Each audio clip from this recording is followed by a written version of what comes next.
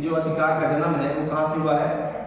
जो जो हमारे पूर्वजों ने रीति रिवाज अपनाए, परंपराएं अपनाया, ठीक है, हाँ, इन परंपराओं से ही, इन रीति रिवाजों से ही जो हम निभाते आए हैं वही हमारा अधिकार का रूप ले लिया, ठीक है।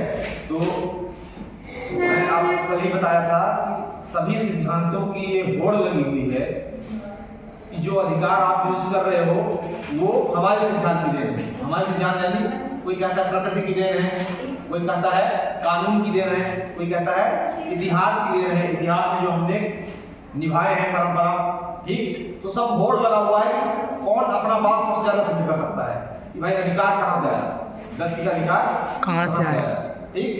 तीसरा अपन ने देख लिया क्या कि जो अधिकारों का ऐतिहासिक सिद्धांत है ये कहाँ से आता है?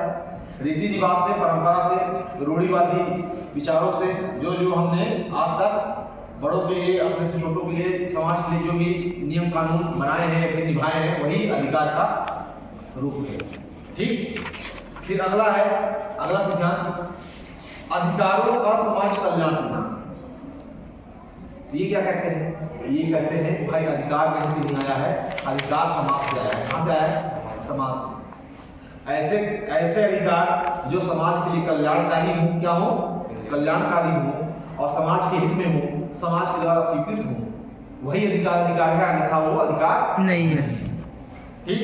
तो सबसे ज्यादा सटीक बात यही बैठती है भाई, आपके जिस डिमांड को, जिस अधिकार को समाज मान्यता दे, मैंने कल काफी डिटेल में समझाया था, समाज मान्यता दे वही डिमांड आपकी क्या है, अधिकार के रूप में स्वीकृत होती है। आप उसका उपयोग कर सकते हैं, फिर उसके लिए लड़ाई लड़ सकते हैं कि हाँ भाई हमारा अधिकार।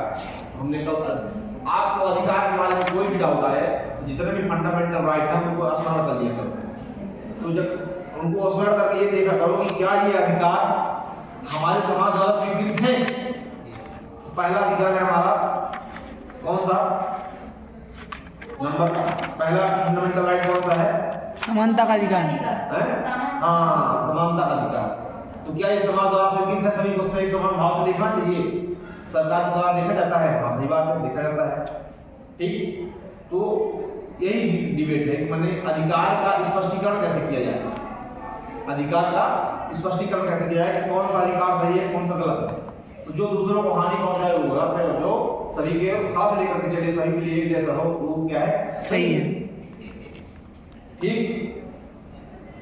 और अगला आप लोग का है अधिकारों का आदर्शवादी सिद्धांत। अधिकारों का आदर्शवादी सिद्धांत, इसको आपको लिख लीजिए भाई।